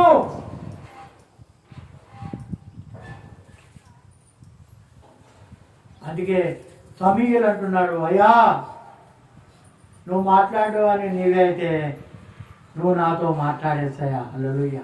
నువ్వు నాతో మాట్లాడు. అందుకే అంటున్నాడు, నీ కృపావార్తను నాకు వినిపింపుము. నీ వైపు నా మనస్సును నేను ఎత్తుకొనుచున్నాను. నేను నడవలసిన మార్గము నాకు తెలియజేయము. హల్లెలూయా. నీ వైపు నా మనస్సును నేను ఎత్తుకొనుచున్నాను అంటే నీ మీదనే నేను ఆశ పెట్టుకుంటున్నాను అన్నట్టు అర్థం. అక్కడ నీ మీద నా ఆశ ఇట్లా ఎత్తుకొనుచున్నానంటే నీ మీద నా ఆశ పెట్టుకుంటున్నాను. నేను నడవలసినటువంటి మార్గము నాకు తెలియజేయము. హల్లెలూయా. హల్లెలూయా. నేను నడవలసినటువంటి మార్గము నాకు తెలియజేయము. నేను ఏ విధంగా నడవాలి, నేను ఏ విధంగా బ్రతకాలి, ఏ విధంగా కూర్చోవాలి, ఏ విధంగా నిలబడాలి, ఏ విధంగా మాట్లాడాలి, ఇవన్నీ మనకు అవసరమమ్మా. క్రైస్తవులకు మన చూపును బట్టి కూడా వీడు ఎటువంటి కూడా గుర్తుపడతారు. మన నడకను బట్టి మనల్ని గుర్తుపడతారు. మనం కూర్చునే విధానాన్ని బట్టి కూడా మనకు చాలా కష్టాలమ్మా. మనకు దేవుని బిడ్డలమైనటువంటి మనకే చాలా కష్టం. ఎటు చూసినా కష్టం, ఏం మాట్లాడినా కష్టం. ప్రతి దాంట్లో దొరకబట్టాలని సాతాను గారు చూస్తూ ఉంటాడు మనల్ని. కూర్చున్నాయని మన కూర్చునే విధానం, మన పడుకునే విధానం. అందుకే దావీదు అంటున్నాడు, నా పడక నా నడక నీకు తెలుసయ్యా. అందుకే అంటున్నాడు ఇక్కడ, ఏమంటున్నాడు అనంటే నీ నేను నడవలసినటువంటి మార్గము నాకు తెలియజేయు. అలా నేను ఏ విధంగా నడవాలి, నేను ఎటు వెళ్ళాలి, నేను ఎటు వెళ్ళాలి, నేను ఏమి చేయాలి. అందుకే మోసేతో దేవుడు మాట్లాడుతున్నాడు, మోసే నువ్వు వెళ్ళు, మోసే నువ్వు వెళ్ళు అంటే మోసే అంటున్నాడు, అయ్యా నేను ఎక్కడికి వెళ్ళాలి, నేను ఎక్కడికి వెళ్ళాలి, నీ సన్నిధి నాతో రాకపోతే నేను వెళ్ళనే వెళ్ళను అంటున్నాను. హల్లెలూయా. నువ్వు నాతో ఉండకపోతే నేను వెళ్ళను, అంతే, దట్స్ ఆల్. అందుకే ఇక్కడ దావీదు కూడా అంటున్నాడు, నేను నడవలసిన మార్గం నాకు తెలియదు. నేను పోవాలా వద్దా, యుద్ధానికి పోవాలా వద్దా, ఆ ప్రాంతానికి వెళ్ళాలా వద్దా, వెళ్ళమంటే నేను వెళ్ళేది, వద్దంటే మౌనంగా ఉండేది దావీదు. అందుకే దావీదు దేవునికి హృదయానుసారంగా ఉన్నాడు. ఆయన నా హృదయానుసారుడండి అని అంటున్నాడు ఇక్కడ. యెహోవా నేను నీ మరుగుదొచ్చి ఉన్నాను, నా శత్రువుల చేతిలో నుండి నన్ను విడిపించుము. హల్లెలూయా. హల్లెలూయా. నేను నీ మరుగుదొచ్చి ఉన్నాను, నేను నీ వెనుక ఉన్నాను, నీ చాటుకు ఉన్నానయ్యా, నేను నీ చాటుకు ఉన్నాను. నా శత్రువులు జరుగుతున్నారు. చిన్నపిల్లలు చూడండి, ఎవరైనా కొడతా అంటే అమ్మంటే అమ్మ వెనక పోతారు, నానంటే నాన్న వెనక పోతారు, అవునా? మామ ఉంటే మామ వెనక పోతాడు వాళ్ళ అల్లుడు. చిన్నపిల్లలు అంతే. ఇక రా, ఇక మా మామ ఉన్నాడు రా, ఏ చూసుకున్నాం రా, లేకపోతే మా నాన్న ఉన్నాడు రా, మా అమ్మ ఉన్నాడు రా. అందుకే ఇక్కడ దావీదు అంటున్నాడు, నేను నీ మరువు చూసి ఉన్నాను, నీ వెనుక నేను ఉన్నాను, నేను బాగా పట్టుకున్నాను, నేను ఎవరికి కనపడుకుంటున్నాను, నా శత్రువుల చేతిలో ఉన్నాడు, నన్ను విడిపించుము. వాడు వచ్చిండు, నన్ను పట్టుకుందామని వచ్చిండు, నన్ను చంపేద్దామని వస్తున్నాడు, నన్ను నాశనం చేయాలని వస్తున్నాడు. నేను నీ అనుకున్నానయ్యా, నన్ను తప్పించుము, నన్ను విడిపించుము. 10వ వచనం, నీవే నా దేవుడవు, నీ చిత్తానుసారముగా ప్రవర్తించుటకు నాకు నేర్పుము. హల్లెలూయా. ఇది మనం ప్రతిరోజు మనం దేవుని అడగాలి, నాకు నేర్పించయ్యా. వేదములోని రహస్యములన్నీ నాకు నేర్పించు, ఆత్మీయ మరము నాకు బోధించు. మధురం మధురం నీ వాక్యం, వేదములోని మర్మాలని నాకు నేర్పించు. మనకేం తెలుసా? మా బైబిల్లో ఉన్న మాటలన్నీ మనకేం తెలుసు? ఆ మర్మాలు మనకు తెలియాలి. దావీదు అంటున్నాడు ఇక్కడ, దావీదు అంటున్నాడు, నీవే నా దేవుడవు, నీవే నా సర్వస్వము, నీ చిత్తానుసారంగా, నీ ఇష్ట ప్రకారంగా. దేవుడి ఇష్ట ప్రకారంగా మనం నడుతున్నామా అమ్మ? ఇష్ట ప్రకారంగా అంటే ఉదయం లేవాలి, మోకరించాలి, ప్రార్థన చేయాలి, మసాలకి లేవాలి, పడుకుంటప్పుడు కూడా మోకరించాలి, ప్రార్థన చేయాలి, మళ్ళీ పడుకోవాలి. మధ్యాహ్న కాలం సమయంలో కూడా సమయం ఉంటే స్తుతించాలి, ఆరాధించాలి, బైబిల్ చదువుకోవాలి, వాక్యం చదవాలి, దేవుడి మాటలు మనం.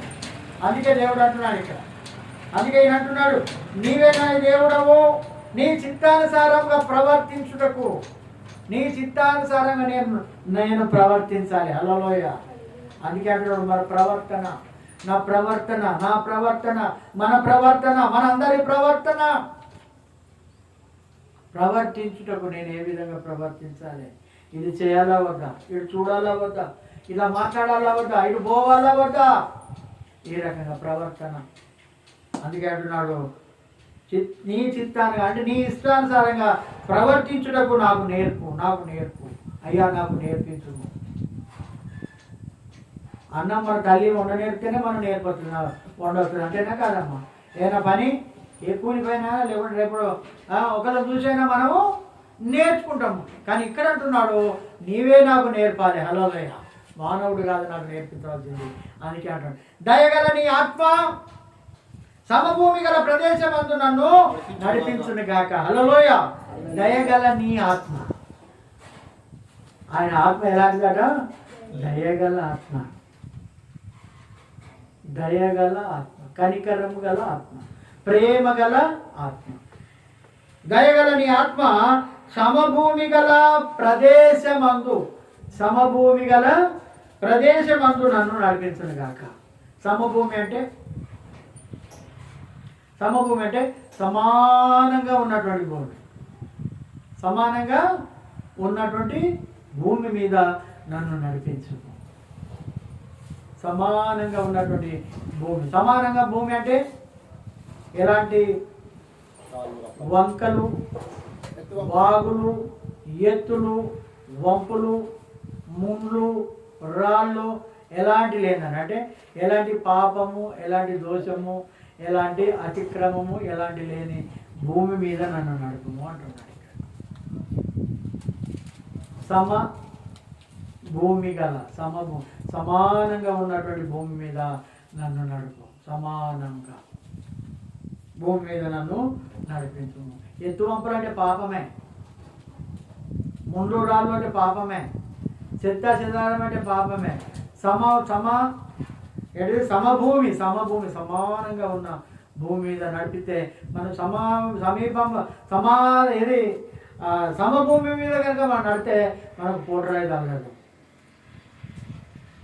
అందుకే అంటున్నాడు, దాని మీద నన్ను నడిపించును గాక అంటున్నాడు. యెహోవా నీ నామమును బట్టి నన్ను బ్రతికింపుము. నన్ను బ్రతికించు. హల్లెలూయా. నీ పేరును బట్టి నన్ను బ్రతికించయ్యా. నన్ను బ్రతికించు, నన్ను బ్రతికించు. బ్రతుకుట నీ కోసమే మరణమైతే ఆర్థిక మేలు. బ్రతుకుట నీ కోసమే మరణమైతే ఆర్థిక మేలు. సిలువవే అడినానయ్యా, సిలువవే అడినానయ్యా. హల్లెలూయా. ఈ పాట కూడా ఆనందని గారు మా పాడారు రాజారు. హల్లెలూయా. అది నేను అంటున్నాను ఇక్కడ, నీ నామమును బట్టి నన్ను బ్రతికించు. నీ నామం, అందరి నామాలు దరిద్రం ఉన్నదయ్యా.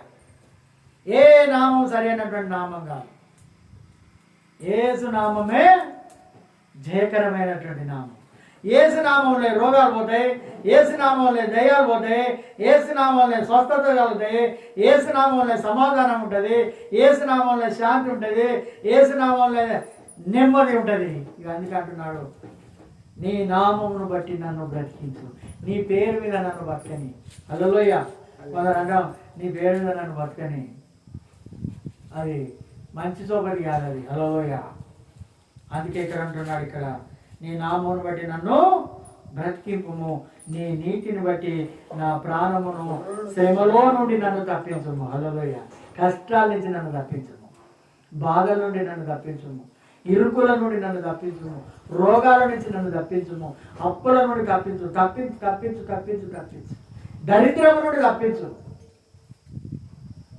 మనం తప్పించుకొని పోకుండా చాలా అడ్డురాలు ఉన్నాయి మనకండి, కానీ తప్పించుటకు ఎవరట? ఆయనే సమర్థుడు. హల్లెలూయా. తప్పించుటకు ఆయన సమర్థుడట. తప్పించే మార్గం కూడా చూపెడతాడట ఆయన. హల్లెలూయా. తప్పించుకునే మార్గం కూడా చూపెడతాడట దేవుడు. ఇంకేం కావాలండి మనకు? అందుకే దావీదు అంటున్నాడు, నా ప్రాణమును శ్రమలో నుండి నన్ను తప్పించు, ఈ రోగం నుండి నన్ను తప్పించు, ఈ బాధల నుండి నన్ను తప్పించు, ఈ దరిద్రం నుండి నన్ను తప్పించు, ఈ శాపం నుండి నన్ను తప్పించును.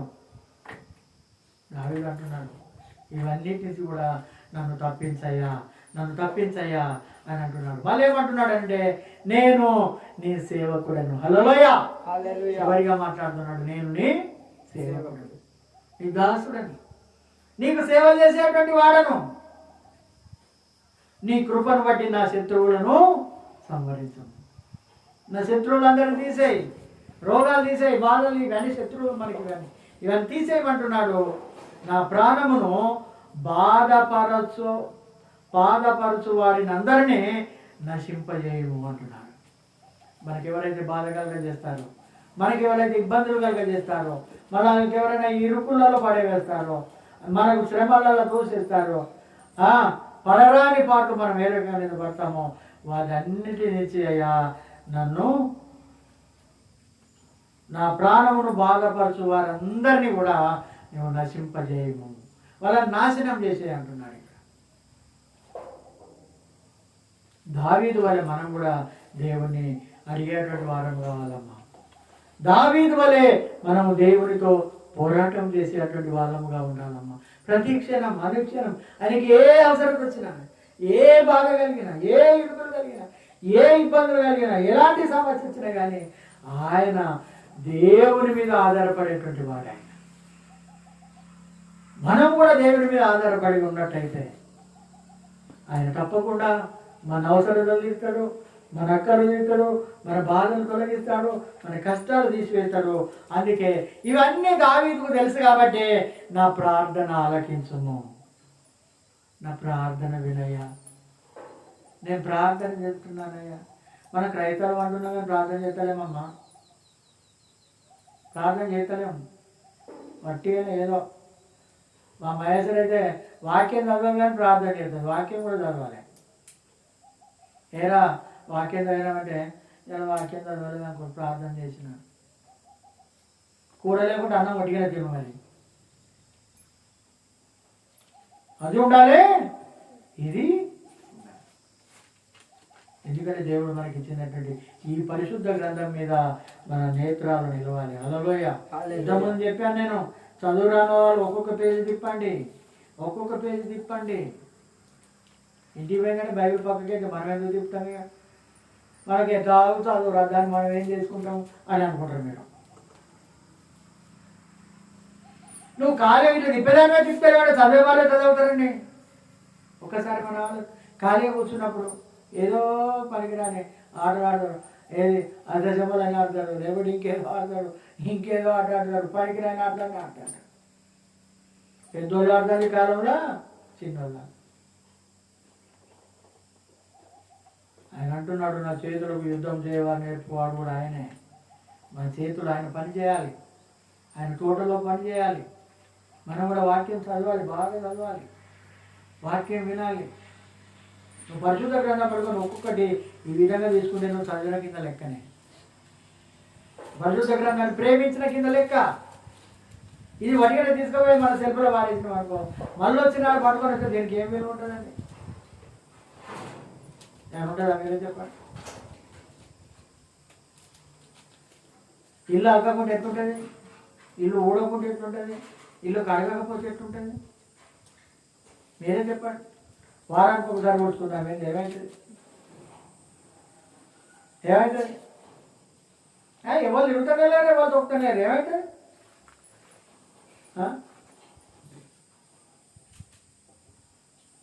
మన మామూలు ఊరికి పోతే 15 రోజులు పోయింది. నేను తిరిగే రూమే ఊడ్చుకున్నా కానీ ఆ మిగతా 3 రోజులు కూడా నేను ఆడది ఎవరు నేను వచ్చే వరకు గింత వెళ్ళిందని. మరి ఎక్కడి నుంచి వచ్చింది అది? ఎక్కడి నుంచి వచ్చింది అది? దుష్టుడు కూడా మన మీద అలాంటి ప్రయోగాలు చేస్తూ ఉంటాడు. గుర్తు పెట్టుకోండి. మీరు చదువు రాకపోయినా ఖాళీగా కూర్చున్నప్పుడు ఒక్కొక్క పేజీ తిప్పండి, ఒక్కొక్క పేజీ తిప్పండి, ఒక్కొక్క పేజీ తిప్పండి. ఎవరైనా అడుగుతారు, ఏదవని చదవతుందా? చదువు రాదు కానీ మరి ఎందుకు తిప్పుతానో కానీ చదువు రాకపోతే అంటారు వాళ్ళు. అది మీకు తెలియదా? అది హల్లెలూయా. మీకు ఒకటి తెలుసు లేదా? గుడ్డోడు ఎట్లా చదువుతారు ఎరికేనా? బ్రెయిలీ లిపి అంటారు దాన్ని, బ్రెయిలీ లిపి. అన్ని రంధ్రాలు కూర్చుంటాయి, దాన్ని ఇట్లా అంటారు.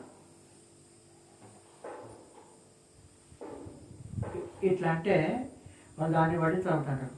నాకు ఒకసారి సేవకులు రాలేదు, సేవ కూడా చేస్తలేదు కానీ కొద్దిగా ఒక వాక్యమో 2 వాక్యాలు అట్లా నాకు కొద్దిగా గుర్తున్న వాక్యాలు ఉన్నాయి. నాకు ఎక్కడంటే ఒక పెళ్లికి పోతే వాళ్ళు కలిసింది. నాకు 2 భార్యాభర్తలు గుడ్డోలే, భార్యాభర్తలు గుడ్డోలే. అయితే వాళ్ళు దేవుడు అప్పుడే తెలుసుకున్నారు. వాళ్ళు హల్లెలూయా.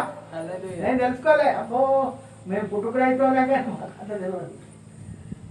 అయితే వాళ్ళతో మాట్లాడుకుంటా మీరు చదువుకున్నారంటే చదువుకున్నామంటారు. మీరు ఎట్లా చదివేళ్ళు అంటే మా చదువు వేరే ఉంటుంది బిడ్డ. అంటే అప్పటికే వాళ్ళు వృద్ధులైన వాళ్ళు అప్పుడే వాళ్ళు ఆ కాలంలోనే దాదాపు 35 సంవత్సరాల క్రితం మాట నేను 30 సంవత్సరాల క్రితం మా బిడ్డ పుట్టింది. అప్పటి మాట నేను చెప్పేది. అయితే వాళ్ళని ఒక మాట అడిగినమ్మా, మరి ఒక వాక్యం నాకు గుర్తున్నది, అది మీరు చదువుతారా అంటే ఎదుగుదల బిడ్డ చదువుతామన్నారు. యోహాను సువార్త 10వ అధ్యాయం 10వ వచనం చదవమని నేను అన్నా. దొంగతనమును నాశనం చేయడం తప్ప మరి దేనికి రాడు. హల్లెలూయా. ఇట్లనే అంటాను. దొంగతనమును నాశనమును చేయడం తప్ప మరి దేనికి రాడు. మన కళ్ళుండి ఏం లాభం? మనకు కళ్ళుండి ఏం లాభం? ఒక భక్తుడు పాట పాడిందట, వినండి. నాకు కను దృష్టి ఉన్నంత వరకు చదువలేదు నీ వాక్యము, దృష్టంగా పోయాక చదవాలని ఉంది నీ వాక్యము. దృష్టంగా పోయినాక చదవాలన్నదట. దృష్టంగా పోయినాక చదవాలని ఉన్నదట. ఎప్పుడు కూడా నాకు చదువు రాదు, మాకు రానే రాదు, రాదే రాదు అని ఎప్పుడు అనకండి. మీరు మీకు అంతా వస్తుంది. కొద్దిగా ట్రై చేయాలి, కొద్దిగా కష్టపడాలి. మీరు సంతకాలు నేర్చుకున్నారా లేదా? అబద్ధాలు ఆడకండి. ఎట్లా నేర్చుకున్నారు? ప్రమిళక్క నువ్వు కూడా సంతకం పెడతావు అంటే అది ఎట్లా నేర్చుకున్నావు? పట్టుదల ఉండాలి, పట్టుదల ఉండాలి. చెప్తున్నా అంటే అన్నీ చెప్పేటి కాదు కాదు, ఎందుకంటే కొన్ని మనకు గుర్తుకొస్తాడే ఈ సందర్భంలో చెప్పాల్సి వస్తుంది. మా నాన్న ఎప్పుడో చదువుకున్నాడట. ఆయన చావుదలకు రెగ్యులర్గా చర్చికి వెళ్ళేది, రెగ్యులర్గా బైబిల్ పట్టుకొని పోయేది. పాటలు అంటే పాత పాటలు నోటికే వచ్చేది వాళ్ళకి. ఇప్పుడు నేను ఏ రీతిగా పాటలు పాడతానంటే కొన్ని ఆయన నాకు నేర్పిస్తుంది, ఆయన ఇచ్చినటువంటి గిఫ్టే నాకు. ఇక ఇప్పుడు నా రాగం పోయింది. మా బిడ్డకి ఎప్పుడైతే నా రాగం పోయిందో నా స్వరం కొంత కంఠస్వరం పడిపోయింది నాకు. మా బిడ్డ ఇంకా బాగా పడుతుంది. అంటే నేను ఎక్కువ వాళ్ళ గురించి ఏదో గొప్ప చెప్పాలని కాదు కానీ చెప్తున్నాను. మంచాలు పడుకొని చిన్న గడంచే ఉండే అప్పుడు మాకు. గడంచలు ఎరిగానా? ఇప్పుడంటే వరకున్నాయని అవేనా ఏంటి అవి డెకోలో మంచాలు ఏంటి ఇటుకున్నాయి, అవునా కాదా? లేకుంటే నగరు మంచాలు ఉన్నాయి. ఆ గడంచకు ఇనుప వైర్ అనుకొని మేము ములుగుల అదే ములుగుల నేను చెప్పిన ఆ ములుగుల చిన్న గడంచ. ఆ గడంచలో ఇప్పుడైతే నేను ఒక్కరు కూడా పడుకోరాదు నాకు. అంటే నేను ఎంత చిన్నగా ఉన్నానో ఒకసారి ఆలోచించండి, ఎంత బక్కగా ఉన్నానో అంత ఆలోచించండి. ఆ మంచాల ఆ గడంచలో మేము ఇద్దరం పడుకొని ఆయన డ్యూటీ వేల్చేది. సాయంత్రం పూట ఇక బయట ఎండాకాలం ఇట్లే అప్పుడు ఫ్యాన్లు ఎక్కడి. మా అయ్య దిగిపోయేదాకా కూడా మా ఇంట్లో ఫ్యాన్ లేదు, రిటైర్మెంట్ అయ్యేదాకా కూడా. ఎందుకంటే కొన్ని పరిస్థితుల్లో చెప్పాలి చెప్తామా. అట్లా పడుకొని ఆయన పాటలు పాడేది. నేను అనేది భయపడ్డప్పుడు ఏం పాట పాడాలి నాన్న, భయం అవుతుంది నాకు, నేను ఏం పాట పాడాలి, లేకుంటే అప్పుడేం పాట పాడాలి, ఇప్పుడేం పాట పాడాలి అని అంటే అలాంటి పాటలు నేర్పించేది. చెడకలల్ రాకుండా నాడాగే చూతాంది ఈ సాయం కాలమునా యేసు ప్రభు ప్రేరము దుష్టుడో చూడకుని తోకుటకు బలమేమో. ఇలాంటి పాటలు మరి యేసు ప్రభు లేచినప్పుడు ఏం పాట పాడాలంటే గీతం గీతం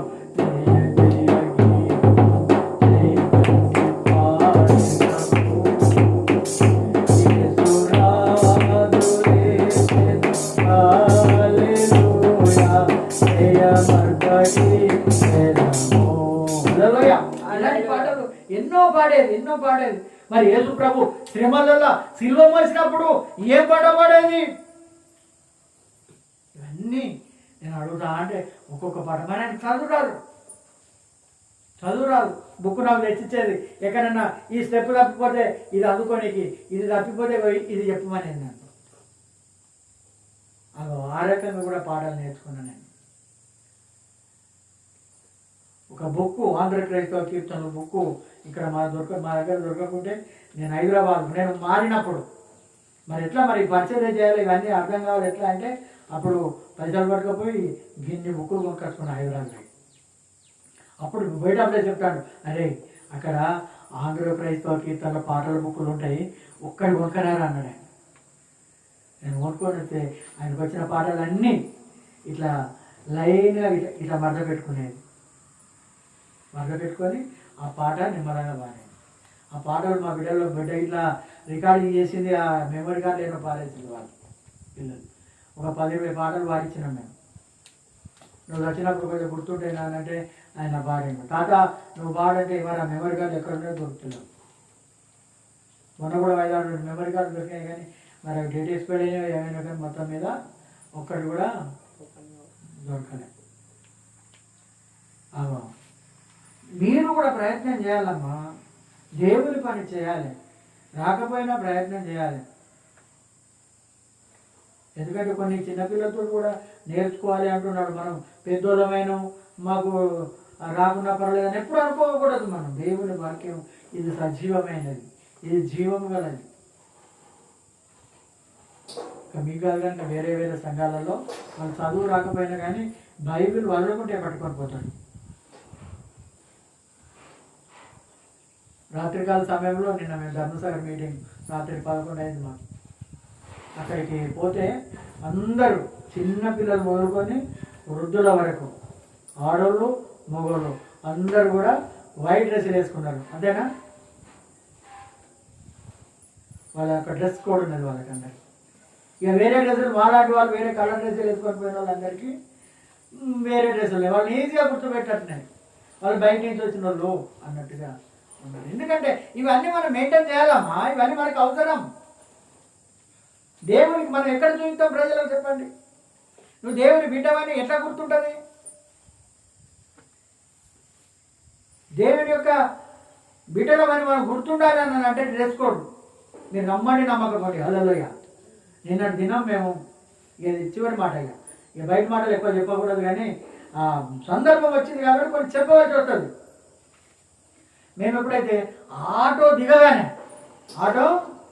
దిగగానే ఏది మన మాజీ ఎమ్మెల్యే ప్రణయ్ భాస్కర్ అదే రోడ్డు మీద ఉన్నాడు. బైబిల్ ఇట్లా పట్టుకున్నాను నేను, ఇట్లా పట్టుకొని ఇలా పోతా ఉంటే పాస్టర్ గారు రండి రండి అని అనగానే 10 సెకండ్ ఇచ్చిన ప్రార్థన చేయండి రోడ్డు మీద. అంటే ఆయనకు అధికారంలో ఏ పాస్టర్ చేయకూడదో మనకు తెలియదు. అంటే మనకి ఎంత విలువ చూడండి. అంతమందిలో కూడా ఒక బ్రదర్ అంటాడు, ఆయన కూడా బొట్టు పెట్టుకున్నాడు, ప్రైజ్ లార్డ్ బ్రదర్ అని అంటాడు. అంటే మనల్ని బట్టి అదే బైబిల్ లేకుండా మన అక్కడ ఎవరైనా మనకు స్థానం ఉంటుందా? ఇక మేము దేవుడి గురించి మాట్లాడుకుంటాను. ఒక బ్రదర్ మా ఎనుకుని అన్ని మాటలని మీరు సేవకుల బ్రదర్ అంటాను. ఎక్కడ పలాన్ని నేను కూడా చర్చికి పోతా. ఏ చర్చికి పోతావని కూడా నేను అడిగితే ఆయన అన్నాడు, మన కురియన్ చర్చికి పోతాను. కొన్ని గుర్తులు ఉంటాయమ్మా మనకు కొన్ని గుర్తులు ఉంటాయి. ఇలాంటి ద్వారానే మనము అదే అయిపోతా అంటాం. హల్లెలూయా. అయ్యో ఇక్కడికి పోతే ఎవరు లేరు కదా, ఎవరు కనపడతలేరు కదా, ఎవరు మనకు ప్రైజ్ లార్డ్ చెప్పేటోళ్ళు లేరు, ఎవరు మనకు అది చెప్పి ఎప్పుడు కూడా మనం బాధపడాల్సిన పని లేదు. సింహం పిల్లలు లేవి గలవై ఆకలి కొనినా కానీ ఆయన నమ్మినటువంటి మనందరికీ కూడా ఏ కొదువ రాని అడిగట్లే సఫలపడదాం. మనం ఈరోజు లేకపోతే రేపు ఉంటుందని అంతే. ఈరోజు ఎవరు రాకపోతే రేపు వస్తారు అంతే. మనం ఆ రకంగా ఉండాలని మా ఆశ, మా తాపత్రయం. వచ్చిన నలుగురమైన పర్లేదు కానీ మనందరం కూడా డ్రెస్ కోడ్ పాటిద్దాం. డ్రెస్ కోడ్ పాటించాలి. నాకు చాలా సంబరమైంది రాత్రి. 20 మంది పిల్లలు అందరూ పంజాబ్ డ్రెస్సులు వేసుకున్నారు, మగ పిల్లలు ఆడపిల్లలు. అవును అంతేనా? నేను అబద్ధం చెప్తాను. అందరూ చెప్తున్నా. ఎందుకంటే మనందరం కూడా ఆ రకంగా ఉండాలి. మనం దేవుడిని చూపించాలండి. ఎప్పుడు కూడా మనము ఆయనను ఆరాధించేటువంటి వారంగా ఉండాలి, గణపరిచేటువంటి వారంగా ఉండాలి, స్తుతించేటువంటి వారంగా ఉండాలి. నువ్వు ఇంటికాడ పట్టుగానే కూర్చుంటావు, బియ్యం చేసుకుంటున్నావు కూర్చుంటావు, ఇంకేదో పని చేసుకుంటూ కూర్చుంటావు, బోర్డు తోకుండా కూర్చుంటావు. కానీ బైబిల్ పట్టుకోగలరు చూసిలా నేను చూడరు. అది బైబిల్ ఎక్కడ ఉన్నది? అది చిటుకు మీద ఉన్నది, అటుకు మీద ఉన్నది, లేకుంటే తన అభిలు ఉంటుంది, లేకుంటే టేబుల్ మీద ఉంటుంది, లేకుంటే మంచం మీద ఉంటుంది. అట్లా కాదమ్మా. మీరు ఖాళీగా కూర్చున్నప్పుడు ఒక్కొక్క పేజీ తిప్పండి. దేవా నాతో మాట్లాడు ప్రభువా, నీ స్వరం వినిపించండి ప్రభువా, నా కుటుంబ సమస్యలు నిలిచేయండి అయ్యా, నా బాధలు తొలగించాయ్యా. ఇవన్నీ చూస్తున్నావు కదా ప్రభువా. ఈ రకంగా అనుకుంటారు. ఒక్కొక్క మాట తీయండి, ఒక్కొక్క పేజీ తీయండి. నీకు ఏ చదవాలి, ఎంత ప్రార్థన కావాలి అప్పటి వరకు నేను ఆ పేజీలన్నీ అయిపోయారు. 20 పేజీలు ఇప్పు చాలు. ఇంకా ఎక్కువ టైం 30 పేజీలు నింపు, అంతసేపు నీ మనసులో ప్రార్థన చేయి. అప్పుడు మనం దేవునికి గౌరవం ఇచ్చినట్టుగా మనం ఇతరులకు కనపడాలండి. మనం ఎప్పుడు కూడా దావీదు అంటున్నాడు, ప్రార్థన, అయ్యా నా ప్రార్థన ఆలకించు ప్రభువా, నా మొరకు చెవి యొక్కు ప్రభువా, అయ్యా నాకు సహాయం చేయి ప్రభువా అంటున్నాడు.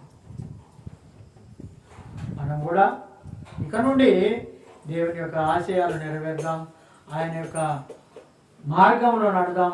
దావీదు చెప్పినటువంటి విధంగా మనందరం కూడా నడిచినట్టయితే నిజంగా కూడా మన దేవుడు చాలా సంతోషిస్తాడమ్మా, ఎంతో ఆనందిస్తాడు. నీకు ప్రార్థన రాకపోయినా కానీ నేను క్షమిస్తాడు, నువ్వు వాక్యం చదవకపోయినా నేను క్షమిస్తాడు. ఎందుకంటే నువ్వు ఆయన పరిశుద్ధ గ్రంథాన్ని నువ్వు తిప్పేస్తున్నావు, నువ్వు మరేస్తున్నావు కాబట్టి చెప్తున్నాను. మనం చేయవలసినటువంటి పని అది, మనం నడవలసినటువంటి మార్గం అది. ఇక నుండి చేద్దాం. దేవుని దీవెనలు ఆశీర్వాదాలు పొందుకుందాం. దేవుడు ఈ కొద్ది మాటలు దీవించుగాక. మనం ప్రార్థన చేసుకుందాం. హల్లెలూయా.